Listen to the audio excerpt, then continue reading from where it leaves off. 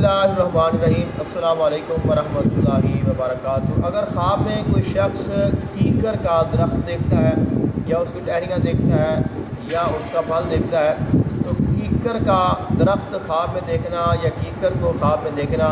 ये जो मोबेरीन है यानी जो ख्वाब की ताबीर बयान करने वाले हैं, उन्होंने कहा है कि ख्वाब में कीकर देखना ये अच्छा नहीं है, ये गम और परेशानी की अलामत है। आप किस भी अंदाज में कीकर को देखते हैं, सब्ज़ देखा है या आपने उसको खुशक देखा है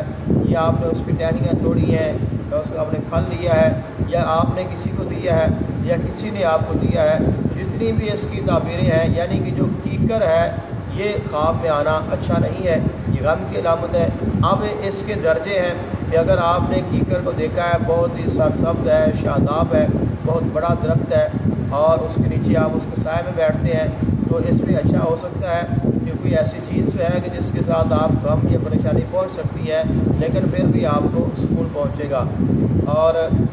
अगर आपने उसको खुशक देखा है या उसको आपने उसकी टहनियाँ देखी हैं, बिखरा हुआ देखा है, तो ये वाक़या ये जो गम और परेशानी की अलामत है। तो बिल आखिर ये है कि जितना आप उसको, अगर आपने उसके फूल देखे हैं, आपने उसके फूल लिए हैं या आपने उसका रस निकाला है या आपने उसके जो फल है उसकी फलियाँ जो उतारी हैं उनकी आपने दवाई बनाई है, तो ये भी आपके लिए अच्छा हो सकता है। लेकिन अगर आप सिर्फ उसको देखते हैं या आप उसको खुशक देखते हैं या उसको गिरा हुआ टूटा हुआ देखते हैं,